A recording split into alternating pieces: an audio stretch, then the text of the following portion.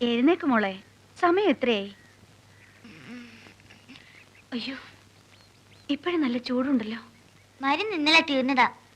ചാച്ച കൊണ്ടുവന്നില്ലേ? അമ്മച്ചി പോകുന്ന വഴിക്ക് ആ ചാണ്ടിയുടെ ചാരായ ഷാപ്പിലൊന്ന് നോക്കിയേക്ക്. ചിലപ്പോ അവിടെ വെച്ച് മറന്നു കാണും. ഒരു അടി വെച്ചെന്നാലുണ്ടല്ലോ. അങ്ങനെ തറുതല പറഞ്ഞ് ശീലിക്കണ്ട. ടോണി, എഴുന്നേക്ക് മോനെ, എഴുന്നേക്ക്.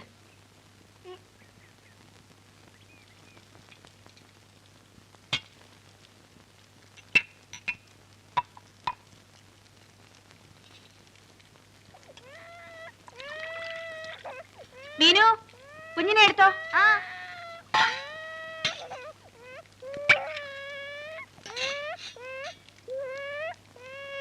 കരയാതേടെ കുട്ടാ. മോനു, എന്താടാ? ജോണി, ജോണി, എഴുന്നേക്ക്. ദാ കാപ്പി വെച്ചിരിക്കുന്നു. മക്കളൊക്കെ പ്രായമായി വരിക. അതുങ്ങളൊക്കെ ഓരോന്ന് പറയുകയും ചോദിക്കുകയും ചെയ്യുമ്പോ ഉത്തരവില്ല. ആ ഇന്നലെ കോട്ടാചാരായം തീർന്നെന്നും പറഞ്ഞ ആ ചാണ്ടിച്ചൻ നാടൻ ചാരായോ തന്നെ. അതിന്റെ ആ മക്ക് ചൊവ്വ വിചാരിച്ചതാ ഇത്തിരി കൂടി പോവെന്ന്. ഓവറായിരുന്നു അനി. കണ്ണി കണ്ടതൊക്കെ വലിച്ചേറ്റി തലേം തിരിഞ്ഞ് വന്ന് കേറും. അത്യാവശ്യമുള്ളതൊക്കെ മറക്കുകയും ചെയ്യും. മറന്നു? മോന് മരുന്നും വാങ്ങിച്ചുകൊണ്ട് ഇരുട്ടുന്നതിന് മുമ്പ് വരാമെന്നും പറഞ്ഞു പോയ ആളല്ലേ. പൊള്ളുന്ന പനി അവന്. അയ്യോ,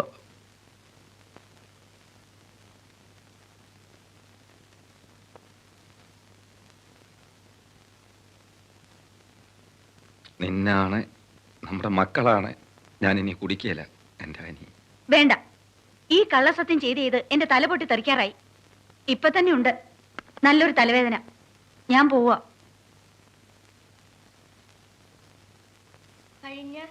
കഴിഞ്ഞ മഴക്കാലത്താണ് സംഭവം നടന്നത്. തോരാത്ത മഴ പെയ്ത് ജലാശയങ്ങളെല്ലാം എന്നാണ് നിന്റെ പരീക്ഷ? ഈ ചാച്ചന് ഒരു ഓർമ്മയില്ല. പരീക്ഷ കഴിഞ്ഞില്ലേ? അയ്യോ, പറഞ്ഞ പോലെ പരീക്ഷ കഴിഞ്ഞല്ലോ. എന്നാ അടുത്ത പരീക്ഷ? ക്രിസ്മസിന്. ഓ, ഇന്നലെ രാത്രിയിലേ ചാച്ചൻ വന്നത് മോൻ കണ്ടായിരുന്നു? ഞാൻ ഉറങ്ങിപ്പോയി. മഴ തോർന്നിരുന്ന സമയം നോക്കി ഇതെന്നാടാ ഇനി ചായ കുടിക്കാത്തെ? അത് എന്റെ അല്ല, റോണിയുടെയാ. ആഹാ, അവൻ എണീറ്റില്ലേ ഇതുവരെ? അവന് പനിയാ. മഴ തോർന്നിരുന്ന സമയം നോക്കി കുഞ്ഞനിയനെയും കൂട്ടി സൈനബ കുടക്കടവിലെത്തി. അലക്കാനുള്ള തുണികൾ ഓ, ഇതിച്ചിരി പനിയേ ഉള്ളൂ. തോപ്പിടുകയായിരുന്നു അവൾ. ചാച്ചൻ കുളിയും കാപ്പിയുടെയോ കഴിഞ്ഞ് ചടേന്ന് പോയി മരുന്ന് വാങ്ങിച്ചോണ്ടരാം. എന്നിട്ടേ എസ്റ്റേറ്റിൽ പോന്നുള്ളൂ കേട്ടാ. ഇന്നലെ രാത്രി ചാച്ചൻ വന്നപ്പോ മോൻ ഉറങ്ങിയായിരുന്നു. ഉറങ്ങിയായിരുന്നു? അപ്പൊ നീയും കണ്ടില്ല? ഞാൻ കണ്ടായിരുന്നു. മോളിങ്ങി വന്നടി. ശരിക്കും മോള് കണ്ടായിരുന്നു? പിന്നെ ഞാനും അമ്മച്ചിയും വാതുക്കെ തന്നെ ഉണ്ടായിരുന്നു. പിന്നെ എങ്ങനെ ഉണ്ടായിരുന്നു ചാച്ചന്റെ ആ വരവിന്റെ ഒരു സ്റ്റൈല്? നല്ല സ്റ്റൈല്. നാണ ഇല്ലല്ലോ ചാച്ചന്. ഇന്നലെ 4 കാലയിലായിരുന്നു. ഒറ്റ വീക്ക് വെച്ചാൽ ഞാൻ ഈ വീട്ടിൽ ചാച്ചനോട് സ്നേഹമുള്ളത് എന്റെ മോന് മാത്രമേ ഉള്ളൂ. എന്റെ മോനോലിഞ്ഞു നല്ല ചാച്ചന്റെ കോലം. പൊടി അവിടുന്ന് മക്കള് വാവോ വാവോ.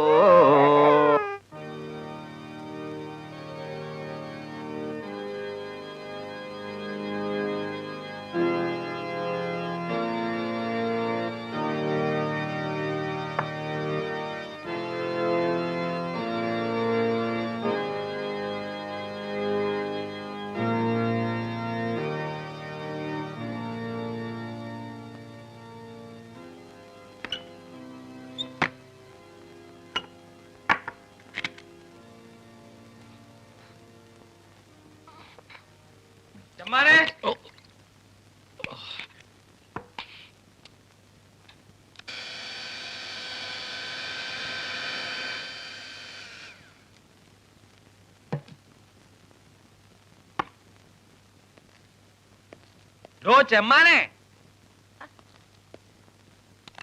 എന്നതാ വിളിച്ചേ? ചെമ്മാൻ. ഉം. ഡോ ചെമ്മാനെ. ചെമ്മാത്തന്റെ മറ്റേ താനോ? ഒരു സീനിയർ പുരോഹിതനാണോ താനെന്ന് വിളിച്ചത്? കാറ്റൊന്നു മാറി വീശിയാൽ ഏത് നിമിഷവും മെത്രാനാകാവുന്ന ഒരു പുരോഹിതനാണ് ഞാൻ. ആ ഓർമ്മ വേണം. കാറ്റ് കാറ്റല്ല, കൊടുങ്കാറ്റും പേമാരിയല്ല ഒന്നിച്ചു വന്നാലും മെത്രാനാകുന്ന പ്രശ്നമില്ല. മെത്രാൻ പോയിട്ട് തനിക്ക് ഇടവക ഭരണം പോലും കിട്ടിയല്ലോ. വേണ്ട, ഒന്നുമില്ലേലും കുർബാന പട്ടം കിട്ടിയിട്ടുണ്ടല്ലോ. അല്ലാതെ സെമിനാരി വന്ന് 10-25 കൊല്ലം കഴിഞ്ഞിട്ടും പട്ടം കിട്ടാതെ ജൂനിയേഴ്സിന്റെ കപ്പേരായിട്ട് നടക്കുകയല്ലോ. താൻ എന്റെ കൂടെ പഠിച്ചത് പുറത്തു പറയാൻ എനിക്ക് നാണക്കേടാ.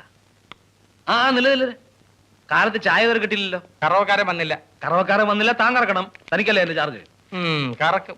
മറ്റേ പുള്ളി ഇറക്കും. ഏത് പുള്ളി? മറ്റേ പുള്ളി. ഏത് മറ്റേ പുള്ളിയാണെന്നല്ലേ ചോദിച്ചത്? ഫായോ? FATHER father. തന്റെ തന്തയ്ക്ക് പറഞ്ഞ അടിച്ച് തന്റെ പല്ലി ഞാൻ കൊഴിക്കും. കൊഴിക്കും. താൻ ഈ സെമിനാരി വന്ന് അടിഞ്ഞില്ലായിരുന്ന തന്റെ പല്ലെന്നെ നാട്ടുകാർ കൊഴിച്ചേന്. നേരം വിളിക്കുകയും താൻ എന്നെ കൊണ്ട് പറയിപ്പിച്ച് കിടങ്ങൂല്ലേ?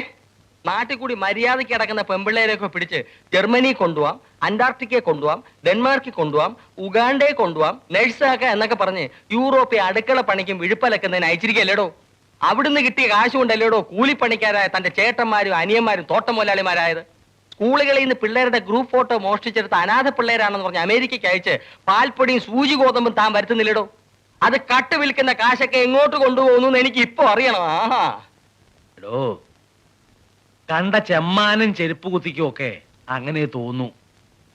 ഞാൻ കയറ്റി അയച്ച ഏതെങ്കിലും ഒരു പെൺതരി വഴിയാധാരമായിട്ട് അലഞ്ഞു തിരിയുന്നു എന്ന് കേട്ടിട്ടുണ്ടോ? ഏതെങ്കിലും സായിപ്പന്മാരുടെ കുളിമുറി കഴുകുന്നു എന്ന് താൻ കേട്ടിട്ടുണ്ടോ?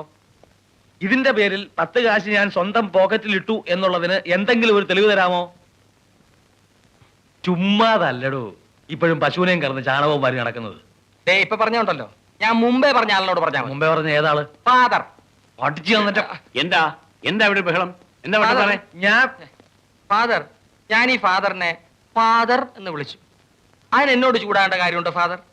ഫാദർ എന്ന് പറഞ്ഞ ആ ഒരൊറ്റ അർത്ഥമുള്ളോ ഫാദർ? അതൊന്നും അല്ലച്ചോ, ഞാൻ ഇയാളെ ഒന്ന് ഉപദേശിക്കുകയായിരുന്നു. ഇനിയെങ്കിലും ഒന്ന് നന്നാവുമെന്ന് അറിയണമല്ലോ. ഇത്രയും കാലം കർത്താവ് വിചാരിച്ചിട്ട് നന്നായില്ല, പിന്നെയാ ഇനി വട്ടപ്പാറ അച്ഛൻ.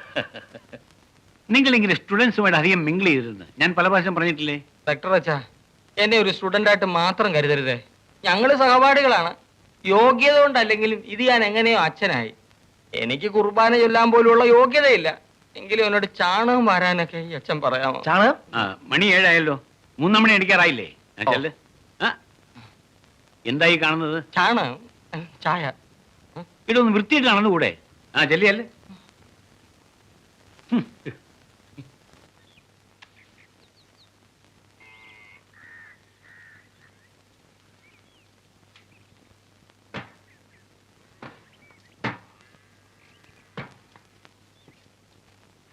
എന്താ കേശവേട്ട രാവിലെ നോക്കി പേടിപ്പിക്കുന്നേ? എന്താടി ഓടവാണല്ലോ, എന്ത് പറ്റി? ജോലി കൂടുതലായിരിക്കും. തോന്നും. ചേട്ടനിപ്പോ ഞങ്ങളെ ഒന്നും വേണ്ടല്ലോ. സൗകര്യം കുടുംബ പഴയതൊക്കെ മറക്കും. ഇപ്പൊ വലിയ മുതലാളിയല്ലേ.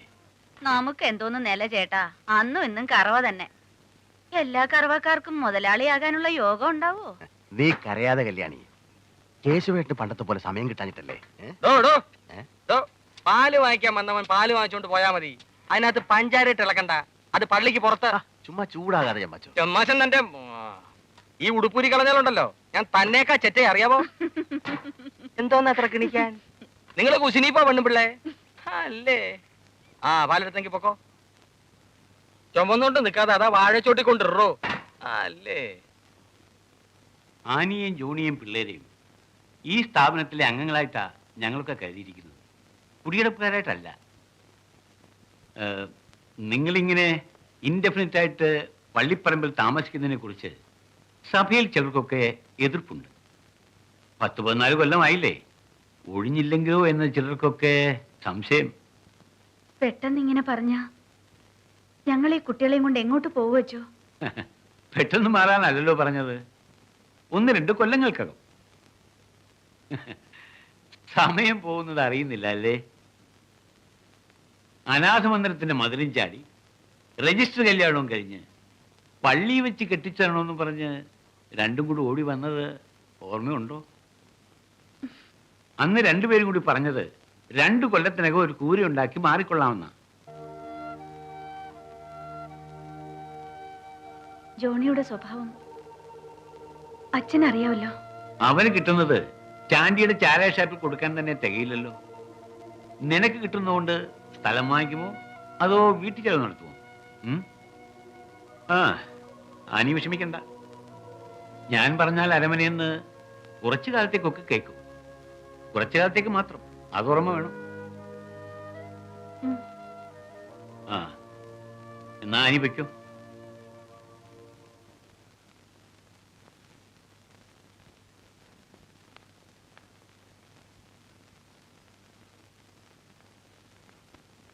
ആനി, ഞാനെല്ലാം കേട്ടു. ആനയുടെ പ്രശ്നം അത് ഒരു റിയൽ പ്രോബ്ലം തന്നെയാണ്. ഒരു മദ്യപാനി മനസ്സ് മാറി നന്നാകുക, പിന്നെ അയാൾ പണം മുടക്കി സ്ഥലം മേടിക്കുക, അത് കഴിഞ്ഞ് അവിടെ ഒരു വീട് വെക്കുക, ഇതൊന്നും ഈ സമീപഭാവിയിൽ നടക്കുന്ന കാര്യങ്ങളല്ല. ഞാൻ ആലോചിച്ചിട്ട് നിങ്ങൾ രക്ഷപ്പെടാൻ ഒരൊറ്റ വഴിയേ ഉള്ളൂ. മീനുകുട്ടിക്ക് ഇപ്പൊ എത്ര വയസ്സായി?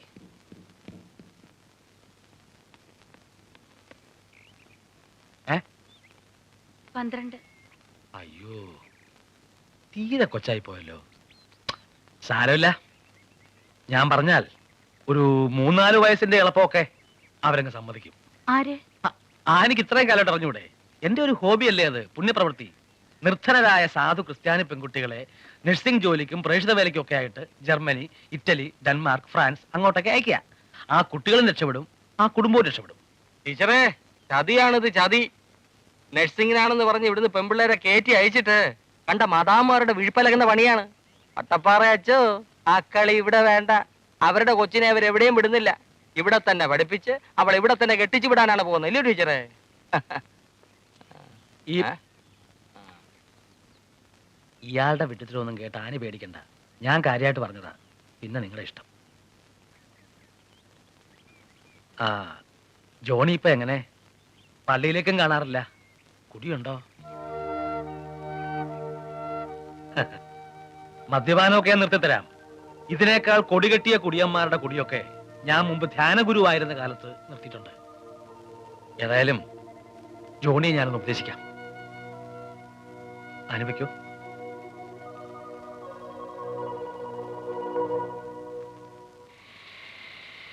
ഇവിടെ കൂടെ തൊപ്പിട്ടെ.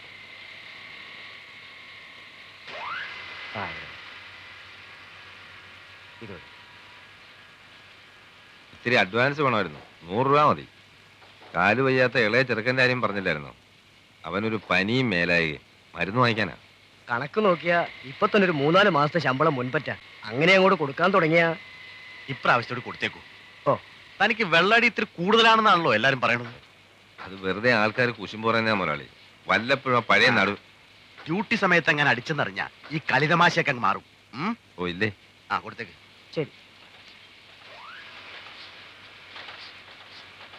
4 മാസത്തെ മുൻപറ്റുണ്ടെങ്കിൽ തന്റെ കുടുംബസ്വത്തൊന്നുമല്ലല്ലോ. മതി, വന്ന് വണ്ടിയെടു. ഓ